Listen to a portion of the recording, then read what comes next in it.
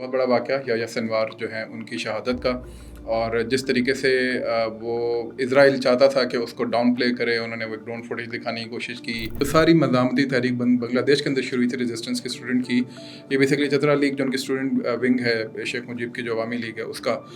उसके क्लैशेस जो दूसरे स्टूडेंट्स के साथ है वहाँ से शुरू हुआ था। इसकी बहुत ज़्यादा बाज़गश्त आ रही है कि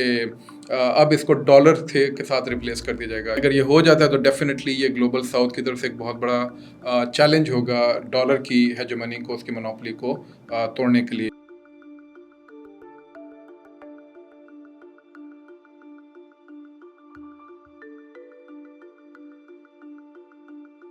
अस्सलाम वालेकुम जी। आज मैं आपके पास आया हूँ दोबारा से पिछले एक हफ़्ते के कुछ चीता चीता वाक़यात लेके 9 के करीब वाक़यात मैंने चुने हैं जो कि मैं आपके सामने रखूँगा कि जो कि दुनिया के अंदर और पाकिस्तान के अंदर कुछ वक़ूफ़ पज़ीर हुए हैं और जिनकी काफ़ी बाज़गश्त जो है हमें मीडिया और सोशल मीडिया के अंदर सुनाई देती रही। सबसे पहला तो एक बहुत बड़ा वाक़या याह्या सिनवार जो हैं उनकी शहादत का, और जिस तरीके से वो इज़राइल चाहता था कि उसको डाउन प्ले करे, उन्होंने वो ड्रोन फुटेज दिखाने की कोशिश की। शायद उनका मुद्दा ये था कि किसी तरीके से याह्या सिनवार को जो है वो डिमीन कर सकेंगे, लेकिन उल्टा वो जो लास्ट मोमेंट्स हैं याह्या सिनवार के, वो एक सिंबॉलिक मोमेंट बन गए और पूरी दुनिया के अंदर जितनी भी इस तरह की तहरीकें हैं जो कि ऑक्यूपाइंग फोर्सेस के ख़िलाफ़ चल रही हैं, उसके ऊपर जो है वो अब उसके इमेजरी, उसके स्केचेस, उसका आर्ट, वो अब रेजिस्टेंस आर्ट के तौर पे सामने आ रहा है।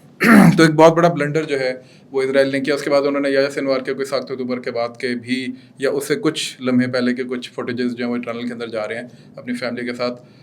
वो दिखाने की कोशिश की और डिसक्रेडिट करने की कोशिश की उनको, लेकिन तीर कमान से निकल चुका था और याह्या सिनवार अपनी शहादत के साथ ना सिर्फ ये कि एक लेजेंडरी पोजीशन के ऊपर चले गए, बल्कि दुनिया भर की जितनी भी मज़ामती तहरीकें हैं और बिलखसूस गज़ा की जो ये फ़लस्तीन की तहरीक है, इसको एक नई जिला बख्श गए। दूसरा जो एक मेजर इशू हमारे सामने आता है वो है बांग्लादेश के अंदर चतरा लीग जो है, जिसका बेसिकली बहुत ज़्यादा इशू था। ये जो सारी मज़ामती तहरीक बांग्लादेश के अंदर शुरू हुई थी रेजिस्टेंस के स्टूडेंट की, ये बेसिकली चतरा लीग जो उनकी स्टूडेंट विंग है शेख मुजीब की जो अवामी लीग है उसका, उसके क्लैशेस जो दूसरे स्टूडेंट्स के साथ है वहाँ से शुरू हुआ था। अभी ये जो केयर टेकर गवर्नमेंट है बांग्लादेश की, इसने इसको बैन कर दिया है। ये एक बहुत बड़ा सिंबॉलिक एक्शन है इस गवर्नमेंट की तरफ से। हम देखते हैं कि बांग्लादेश के अंदर बहुत ज़्यादा तेज़ी से जितनी भी मुजीब के मामले में चीज़ें हैं, शेख हसीना के हवाले से चीज़ें हैं, अवामी लीग के हवाले से चीज़ें हैं, उनको वाइप आउट करने की कोशिश की जा रही है, उनको ख़त्म करने की कोशिश की जा रही है। दिस एक्चुअली शोज़ कि बांग्लादेश की स्टोरी का एक दूसरा रुख है जो कि हमारे यहाँ नहीं सुनाया गया, और शायद ये बताने की कोशिश की तारीख़ के कूड़ेदानों से ये निकाल के कि शेख मुजीब शायद कोई बहुत बड़ा हीरो था और बहुत बड़ी डेमोक्रेटिक पावर थी। बांग्लादेश के लोग और उनके एक्शंस अब आपको बता रहे हैं कि वो कितना बड़ा हीरो था और कितनी बड़ी डेमोक्रेटिक पावर थी। उसके बाद ब्रिक्स का एक वाक़या हुआ। ब्रिक्स एससीओ इससे पिछले हफ्ते हुआ था और उसके बाद अभी ब्रिक्स हुआ 22 से 24 अगस्त तक, और तकरीबन 113 ममालिक के जो हैं, मेरा ख़्याल है 100 से ऊपर ममालिक जो हैं उनके स्टेट हेड्स जो हैं वहाँ पे मौजूद थे, या उनके एटलीस्ट रिप्रेजेंटेटिव वहाँ पे मौजूद थे, हाई ऑफिशियल्स। और नई करेंसी जो है वो पुतिन ने और ब्रिक्स के फोरम से उन्होंने लॉन्च की है, और इसकी बहुत ज़्यादा बाज़गश्त आ रही है कि अब इसको डॉलर थे के साथ रिप्लेस कर दिया जाएगा। ये होता है नहीं होता, इससे पहले बहुत दफ़ा इस पे बात हुई है, लेकिन अगर ये हो जाता है तो डेफिनेटली ये ग्लोबल साउथ की तरफ से एक बहुत बड़ा चैलेंज होगा डॉलर की हेजेमनी को, उसकी मोनोपोली को तोड़ने के लिए। यूरो ऑलरेडी मौजूद है दुनिया के अंदर, लेकिन वो उस तरह डॉलर को चैलेंज नहीं कर सका, ऑल्थो एक ऑल्टरनेटिव के तौर पे मौजूद है दुनिया में। लेकिन ब्रिक्स की ये जो करेंसी है, क्या ये उस चीज़ को चैलेंज कर सकेगी? क्या उस खला को पाट सकेगी जो कि डॉलर के ना होने की वजह से दुनिया में मौजूद हो सकता है? ये अब वक्त बताएगा। उसके बाद आपको एक जो नया वाक़या मिलता है वो टर्की के ऊपर अटैक है। ब्रिक्स के ऐन उस मौके के ऊपर जिस वक़्त तैयब एर्दोग़ान जो हैं वो पुतिन से मुलाकात कर रहे थे, उस वक़्त टर्की में अंकारा में उनके एयरोस्पेस का जो इंस्टीट्यूट है उसके ऊपर अटैक हुआ। कुर्द जो हैं उन्होंने इसको एक्सेप्ट तो नहीं किया ऑफ़िशियली, लेकिन ये है कि ऑब्वियसली इमेजेस के अंदर भी, वीडियोज़ के अंदर भी, विजुअल्स के अंदर भी ये बात बड़े खुल के सामने आ रही थी कि ये कुर्द गुरिल्ला फाइटर्स ही थे जिन्होंने अटैक किया था। उसके अंदर ज़रा कुछ लोग अपनी जानों से हाथ धो बैठे, और इसके अंदर भी हम देखते हैं कि इन विजुअल्स के अंदर ख़वातीन का इस्तेमाल जैसे सुसाइड बॉम्बिंग के तौर पे भी और एज अ रेडर पार्टी भी वो देखने को मिलता है। और ये कुर्दिस्तान के ही ये लोग हैं जिनको वेस्ट की और बहुत सारे इस तरह के और बाय दैट लक उनकी जो है वो लिंक बाय दैट लिंक उनकी इजराइल के साथ भी कुछ सुना है कि पुश्तवनाई उनको हासिल है। اور کردستان کے یہ جو لوگ ہیں ان سے انسپریشن لیتے ہیں ہمارے بلوچستان کے جو BLA کے اور BLF کے جو لوگ ہیں وہ بھی. اور خواتین کا جو استعمال ہمارے یہاں BLA اور BLF میں ہو رہا ہے یہ بھی بیسیکلی وہ کردستان کی جو اسٹریٹجی ہے اس کو یہاں پہ اپلائی کرنے کی کوشش کر رہے ہیں. اچھا لیٹر ایک جو ہے وہ 62 کانگریس مین جو ہے انہوں نے لکھا ہے. اس کے اوپر میں نے الگ سے پوری ویڈیو کی ہے, اس کا لنک ہم اس میں دے دیں گے دوبارہ سے, اس کو آپ ضرور جا کے دیکھیے گا, آپ کو ویڈیو کے اندر اس کا لنک مل جائے گا. وہ لیٹر جو ہے 62 کانگریس مین نے جو لکھا ہے اس کے اوپر کافی تنقید ہو رہی ہے پاکستان کے اندر, اور اس کے اوپر بہت زیادہ چائے مگویا بھی ہیں. اور یہ جو کانگریس مین ہیں یہ جو جنہوں نے یہ لیڈ کیا تھا مسٹر گریگ, یہ بیسیکلی اسی دن جس دن لیٹر انہوں نے پریزنٹ کیا اس اگلے دن ہی یہ PTI کے ایک جلسے کے اندر جو وہاں کے امریکہ کے کچھ لوگوں نے مل کے کیا تھا ان کے ساتھ جا کے وہاں پہ بات چیت کرتے ہوئے پائے گئے تھے. اور مزے کی بات یہ ہے کہ اس کے اوپر میں نے اپنی ویڈیو کے اندر پورا بتایا کہ کس طریقے سے ان کی لابنگ فرمز کو ہائر کر کے ان لوگوں کو انگیج کیا گیا ہے. اس کی کوئی لیگل بائنڈنگ تو نہیں ہے, لیکن بہرحال اس کے اندر ایک پاکستان کو ایک پرویکٹیو میجر ضرور لینا چاہیے, اور پاکستان کا جو مشن ہے اس کو ایک پرویکٹیولی اس میں کردار ادا کرنا چاہیے کہ ایسی کوئی بھی بات ہوتی ہے, کوئی بھی لیٹر اس طرح کا آتا ہے تو ایٹ لیسٹ جو وہاں کے کانگریس مین ہیں they should be hearing to the mission of Pakistan for second version at least, تاکہ وہ ایک آلٹرنیٹیو اسٹوری جو ہے اس کو بھی سامنے رکھ کے تو پھر اپنا فیصلہ کیا کریں. اس کے بعد آپ کو جو واقعہ ملتا ہے یہاں پہ لوکل, وہ یہ ملتا ہے, وہ خیر لوکل بھی اور انٹرنیشنل بھی ہے. وہ یہ کہ حکومت پاکستان نے شہباز شریف نے ڈاکٹر عافیہ کے لیے ایک خط لکھا ہے جو بائیڈن کو. میرا خیال ہے کہ میری دستیاب معلومات کے اندر اس طرح کی کوئی بھی ایفرٹ پہلے پاکستانی کسی بھی گورنمنٹ کی طرف سے نہیں ہوئی. بات چیت ویسے ڈپلومیٹیکلی ہوتی رہی ہے, بیہائنڈ دا چینلز ہوتی رہی ہے, لیکن اوپن لیٹر جو ہے وہ کسی بھی گورنمنٹ نے نہیں لکھا. بائیڈن اس وقت الیکشن میں ظاہر ہے امریکہ جانے والا ہے. اب دیکھنا یہ ہے کہ کیا بائیڈن اس موڑ کے اوپر یہ فیصلہ لے پاتے ہیں یا نہیں لے پاتے, یہ وقت بتائے گا. لیکن یہ ہے کہ لیٹر کے اندر جو بات چیت لکھی ہے بڑی ڈیٹیلڈ ہے, اور اس کی جو ایک